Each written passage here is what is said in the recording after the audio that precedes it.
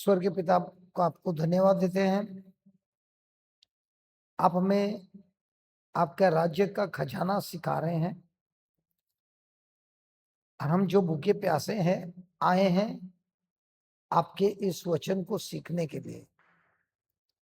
बहुत बहुत धन्यवाद देते हैं स्वर्गीय पिता प्रभु यीशु के नाम से। जैसा ही आप गहराई से हमको सिखा रहे हैं कि कुएं को खोदना है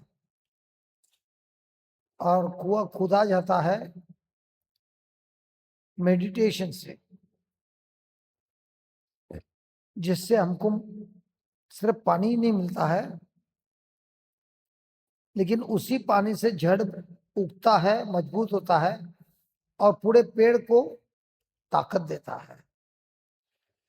धन्यवाद देते हैं इस महान रहस्य के लिए कि जो हमें आप सिखा रहे हैं, इसको सीखकर हमारे जीवन में हम इस्तेमाल करते हैं, जिसके द्वारा हमारे जीवन में परिवर्तन होता है।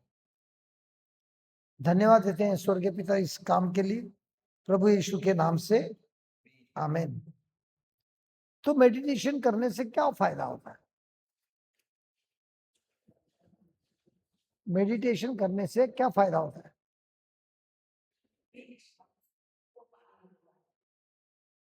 तो ये मेडिटेशन एक्सटर्नल है कि इंटरनल है? इंटरनल है।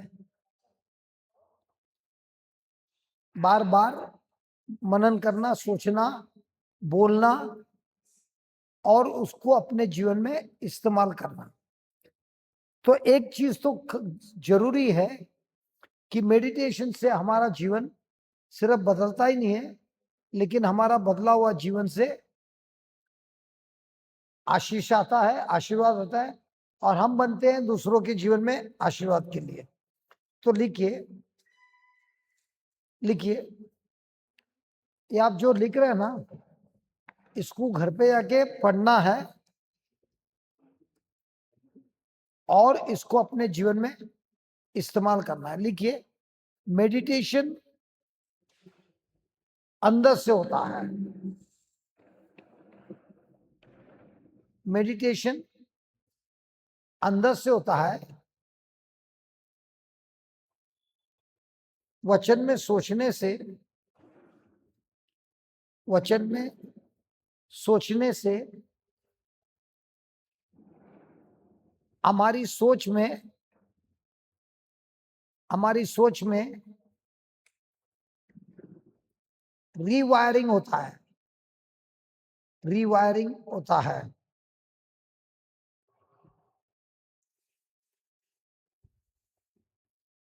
झूठ के ऊपर, अरे घर में जब भी वायर जुना होता है तो वायर बदली होता है ना, रीवायरिंग। तो हमारी जो पहली सोच थी वो गलत थी ना, तो अभी रीवायरिंग से क्या होता है? सोच बदलता है। तो लिखिए, झूठ की जगह पे, झूठ की जगह पे सत्य को, सत्य से बदलाव होता है। झूठ से, झूठ के ऊपर सत्य का बदलाव होता है और इसी द्वारा, और इसी द्वारा हमारा हृदय, हमारा हृदय प्रभु के साथ जुड़ जाता है, जुड़ जाता है, जिसके द्वारा हम प्रभु के ताकत में, हम प्रभु के ताकत में मजबूत होते हैं। प्रभु के ताकत में हम मजबूत होते हैं।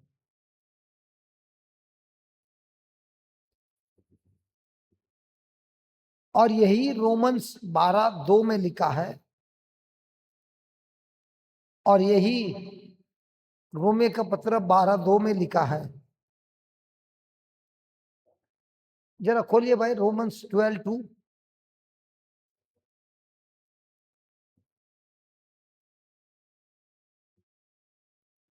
and do not be conformed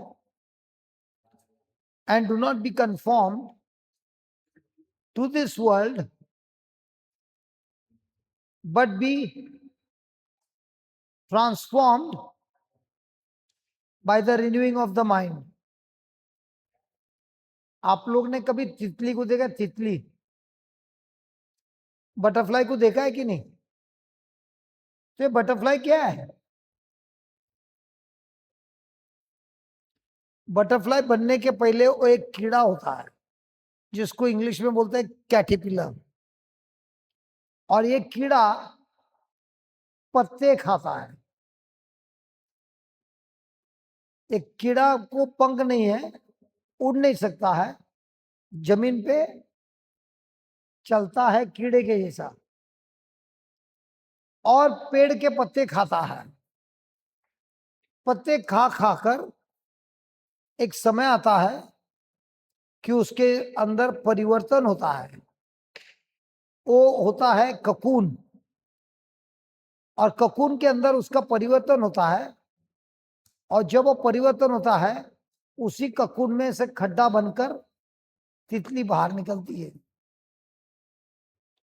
अभी ध्यान देके सुनिए, जब एक ककून से जब वो तितली बन के बाहर आती है, वो ककून में बहुत छोटा छेद होता है, और उस छेद में से वो तितली बाहर आने की कोशिश करता है, और बहुत समय लगता है उसको बाहर निकलने के लिए। और आप उस तितली को देख रहे हैं, बहुत मेहनत कर रहा है, इसके लिए आप उसकी मदद करना चाहते हो, तो आप ब्लेड लेके उस खड्डे को थोड़ा बड़ा करता है, तितली तुरंत बाहर निकलती है। तो आपको लगता है आपने बहुत पुण्य का काम किया है ना? तितली को मेहनत से तो छुड़ा दिया, लेकिन जब वो बाहर आती है, क्या वो तितली कभी जिंदगी में उड़ेगी? क्यों नहीं उड़ेगी? अरे लेकिन तितली को नहीं कट किया, ककून को कट किया,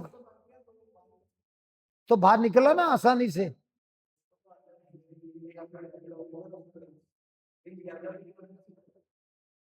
बराबर है। वो तितली का जो पेट है ना, एक रस से भरा होता है, और उस रस के अंदर होता है उसका पोषक, और वो पोषक किस लिए है? उस खड्डे में से बाहर निकलने के लिए वो पोषक है। तो जितना वो ताकत लगाता है, वो अंदर उसका जो रस है ना, कमती कमती कमती कमती होता है, और उसके बाद ही वो बाहर निकलता है। तो जब उसका पुशिंग होता है, उस समय उसके शरीर में ताकत आता है, उस समय उसके पंख में ताकत आता है, और उसके बाद ही वो तितली उड़ती है। लेकिन मनुष्य एक ऐसा प्राणी है, ऐसा एक ही है जो तकलीफ आता है शॉर्टकट ढूंढता है, क्योंकि उसका मंजिल एक ही है, मुझे इसमें से निकलना है। लेकिन सच बात तो यह है, जब आपके जीवन में परेशानी होती है, वो मौका होता है आपके चरित्र को बदलना, वो मौका होता है आपके अंदर सामर्थ्य बढ़ाना, वो मौका होता है आपके अंदर मैच्योरिटी लाना, वो मौका होता है आपके अंदर धीरज को बढ़ाना। हमारे जीवन में हमने जितने बार भी तूफान में हारे हैं, कब हारता है? जब कोई धीरज खोता है तो वो तूफान में हार जाता है। और ये धीरज कब डेवलप होता है? तूफान में, समस्या में, विरोधी में, जब लोग आकर आप पर अत्याचार करता है, बुरा बुरा करता है। वो लोग जो कर रहा है वो बुरा है, लेकिन वो लोग ने करने के बाद आप जो प्रेम और क्षमा करता है, उसी से आपका चरित्र यीशु जैसा बनना चालू होता है। तो यहां पे लिखा है, तो नंबर 1 लिखना। नंबर 1, मैं आप लोगों से प्रार्थना करता हूं मेरे भाई और मेरे बहन, प्रभु की दया के द्वारा, प्रभु की दया का मतलब क्या है? हाँ, मैंने ट्रांसलेशन नहीं पूछा भाई। दया का मतलब क्या है? आप मिसा के समय बोलते हैं ना, ए प्रभु मुझ पर दया करो, ख्रिस्त मुझ पर दया करो। तो दया क्या है? अरे दया क्या है? ठीक है, लिखिए। दया का मतलब है, लिखिए, दया का मतलब है मैंने गुनाह किया है और गुनाह का मुझे सजा अवश्य मिलना है, और ईश्वर न्याय करता है। जब वो मुझ पर सजा नहीं देता है, जब वो मुझे सजा नहीं देता है, लेकिन मेरी सजा अपने बेटे पे डालता है और मुझे सजा के जगह पे आजाद करता है, वो कार्य होता है दया के द्वारा। तो दया का मतलब क्या है? मुझे जो मिलना था, जब प्रभु मुझे वो नहीं देता है, वो इसलिए नहीं देता है क्योंकि वो मुझ पर दया कर रहा है। तो बताइए, हम लोगों ने पाप किया है, पाप का दंड हमारे पर आना है, लेकिन प्रभु की दया के कारण उन्होंने हमारे पापों का ऊपर का दंड क्षमा किया है। लेकिन दंड किसको दिया है हमारे बदले? अपने पुत्र यीशु को। तो क्या हमको मुफ्त में मुक्ति मिली है? जी हाँ। लेकिन हमको क्या मुक्ति मुफ्त है? हमारे लिए मुफ्त है, लेकिन ईश्वर के लिए मुफ्त नहीं है। उन्होंने अपना लहू बहाया, जीवन त्याग किया, मृत्यु को गले लगाया, सारा सजा लिया, सारा हमारे पर जो आया था दंड उन्होंने चुकता किया। तो उन्होंने पेनल्टी भर दिया, लेकिन मुक्ति किसको मिली? हम लोगों को। तो कृपा का मतलब क्या है? कृपा का मतलब है मुझे पाप का सजा मिलना था, दया के कारण प्रभु ने मुझे क्षमा किया, और जो मैं योग्य का नहीं था, यीशु ने जो आज्ञा का पालन करके जो कमाया था, वो सब कुछ अभी वो मुझे मुफ्त में दे रहा है। उसे बोलता है कृपा। तो जब मैं योग्य था, और जब मुझे नहीं मिलता है, वो होता है दया। जो मुझे नहीं मिलना था, वो मुझे जब वो देता है, वो होता है कृपा। तो हमको दया की भी जरूरत है और कृपा की भी जरूरत है। पहले कौन सी जरूरत है? पहला दया की जरूरत है। तो दया से हमारा रिश्ता प्रभु के साथ जुड़ जाता है और कृपा मिलता है, और रिश्ता जुड़ने के कारण प्रभु हमको उसका सब कुछ देता है। तो जब आपको पता चलता है कि प्रभु ने मेरे पर इतना दया किया है, तो अभी आप इस शरीर को कैसे इस्तेमाल करते हैं? कंफर्ट के लिए इस्तेमाल करते हैं कि कुर्बानी में इस्तेमाल करते हैं? तो ज्यादातर हम किसकी कुर्बानी देते हैं? अपनी शरीर की कि बाजू वाले की शरीर को? कुर्बानी किसकी देते हैं, हमारी की बाजू वाले की? अरे जब कुर्बानी देनी है, तो हम क्या बोलते हैं? प्रभु मेरी कुर्बानी मत मांगो, मेरे बदले बाजू वाले को लेके जाओ। और वचन बोलता है प्रभु को आपकी पैसे की जरूरत नहीं है, प्रभु को आपके पैसे की जरूरत नहीं है, प्रभु को आपके इधर से किसी चीज की जरूरत नहीं है। प्रभु को चाहिए आपकी कुर्बानी, वो भी मरी हुई नहीं, जिंदा की कुर्बानी। Present your body a living sacrifice. तो हमारी शरीर की कुर्बानी होनी है कि नहीं होनी है? जिंदा की मरी हुई? अरे जिंदा शरीर की मरा हुआ शरीर। तो कुर्बानी देने में मजा आता है कि दुख होता है? डायलॉग है, माँ हमेशा कुर्बानी देती है, बाप नहीं देता है क्या? मिसेस राणे कुर्बानी के समय हमेशा बोलता है माँ कुर्बानी देती है, पिता कुर्बानी नहीं देता है।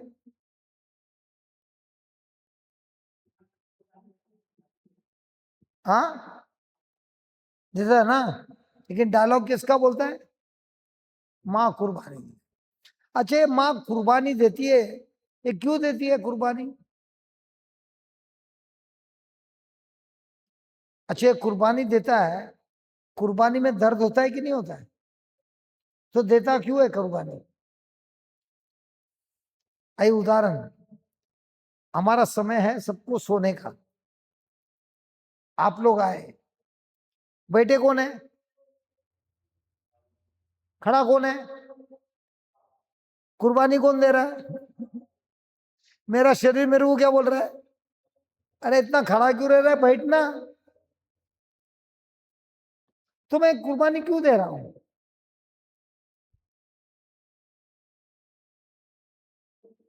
हाँ,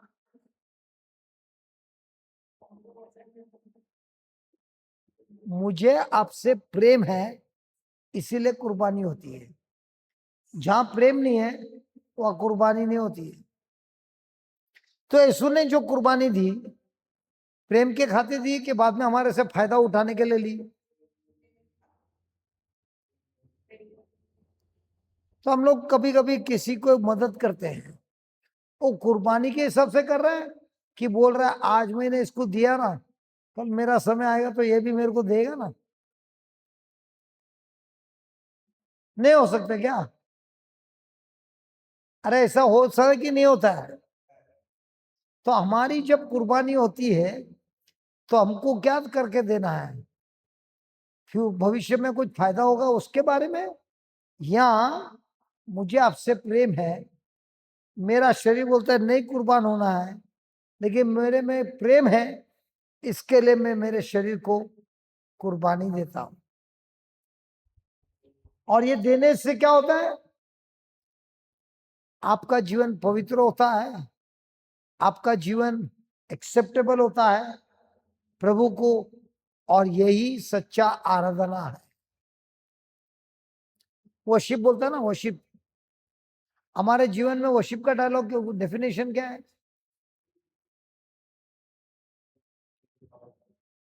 थोड़े रोने वाले हिम्स गाना है, रोते रहना है, अनुकरण करना है भावनाओं से, तो हो गया वर्शिप।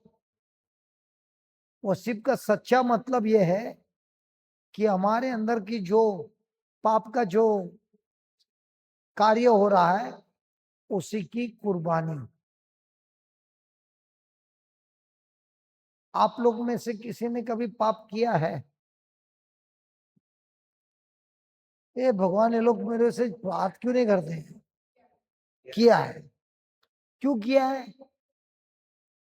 क्योंकि पाप में मजा बहुत है, प्लेजर बहुत है, अट्रैक्शन बहुत है, सब कुछ है, और दिखने में भी अच्छा लगता है, लेकिन उसका अंत कैसा है? खुद की बर्बादी। लेकिन खुद की बर्बादी दिखता है कि मजा दिखता है?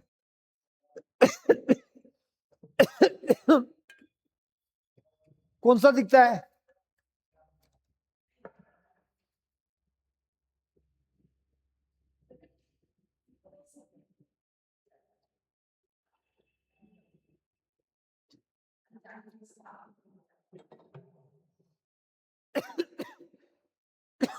क्या?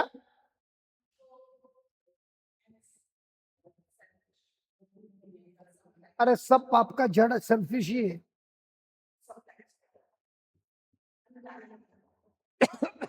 जाने में होता है, एक बार होता है, दूसरे बार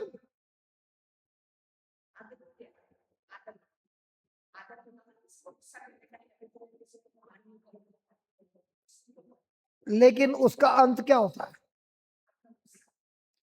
अपना नुकसान ही नहीं, पूरी बर्बादी होती है। तो शैतान हमको क्या देता है?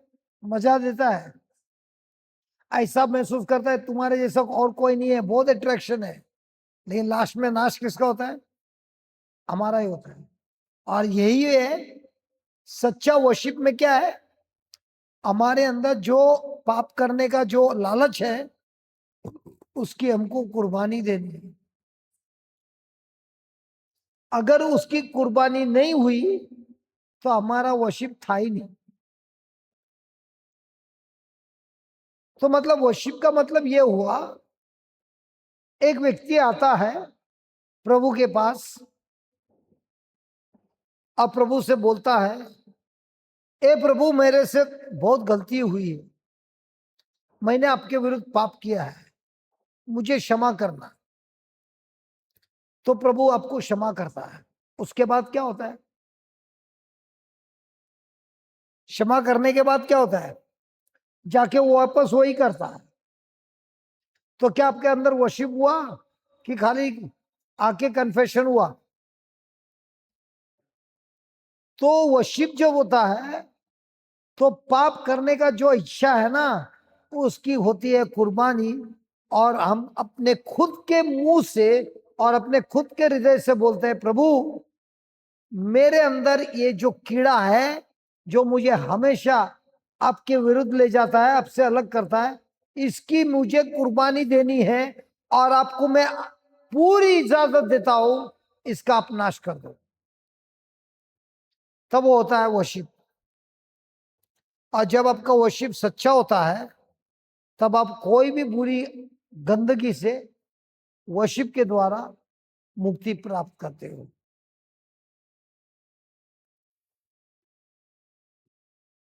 और वचन number 2, do not be conform. आप लोग ने कभी इडली खाया क्या? गुजराती में गुजराती लोग इडली बनाते हैं। तो हमारा साउथ का है। आप में से किसी ने इडली बनाया क्या? खाया है, बनाया क्या? बनाती है? हाँ ना, बाहर से लाके बनाते बनाते।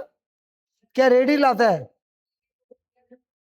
अच्छा, बैटर रेडी लाता है, लेकिन वो साचे में डालने का काम घर पे करता है। ठीक है, पूछूगे कोई सवाल पूछू? गुस्सा नहीं होगा ना? तो आपने बाहर से उसका बैटर लाया और आपका साचा जो है गोल है, उसके अंदर आपने वो बैटर को डाला, फिर उसको उसका स्टीमिंग में मत डाला। जब उसको खोलेगा, वो इडली का शेप कौन सा होगा?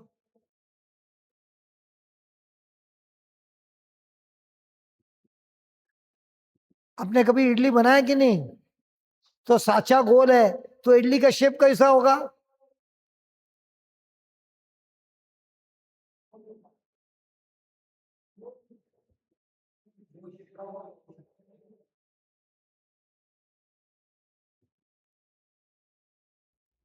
इन्होंने सच्ची में बनाया इडली? तो मैं जब पूछ रहा हूं तो ये इतना कंफ्यूज क्यों हो गई? मैंने दूसरे बार पूछा तो आप कंफ्यूज हो गए। अभी बोल रहे गोल गोल है, लेकिन जब मैंने प्रेशर मारा तो क्या हुआ? थोड़ा थोड़ा हिली कि नहीं? ऐसा ही शैतान हमारे पर प्रेशर मारता है, ये करने के लिए, शक करने के लिए।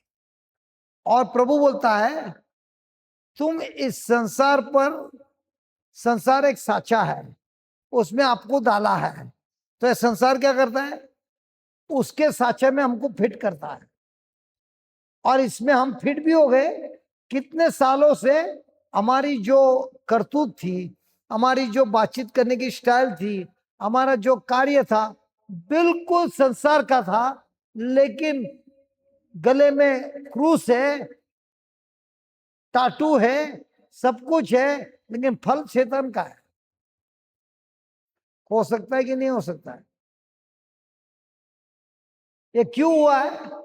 क्योंकि हमारी सोच संसार की है, और इसलिए बोलता है ये संसार अपने साचे में डालने की कोशिश कर रहा है, तुम उस साचे में मत जाओ, बल्कि अपने जीवन को बदल दो।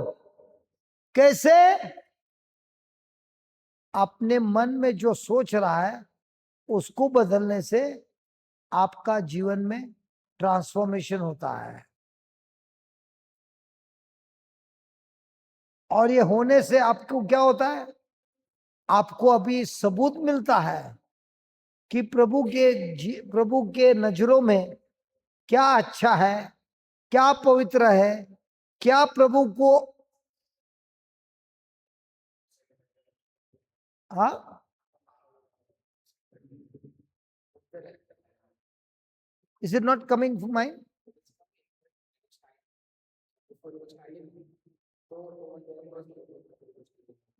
Okay, it will do not a problem, but it's coming no now. Just remove that close up and click again.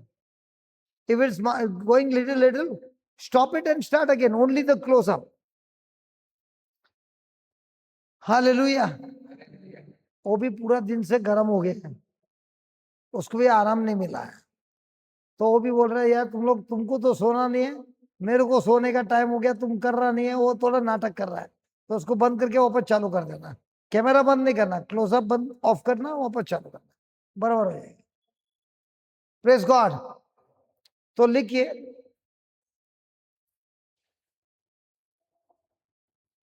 लिखने से फायदा है,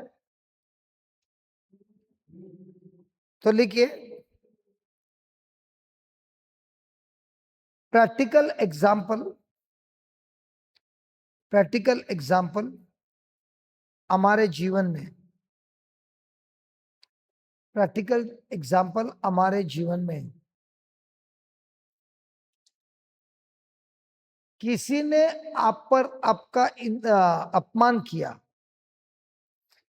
किसी ने आपका अपमान किया,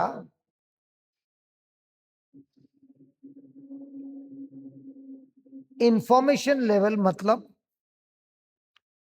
इंफॉर्मेशन लेवल मतलब आपने पढ़ा बाइबल में, अपने दुश्मनों का प्रेम करो। आपने बाइबल में पढ़ा अपने दुश्मनों का प्रेम करो, लेकिन आपको गुस्सा आने के कारण, आपको गुस्सा आने के कारण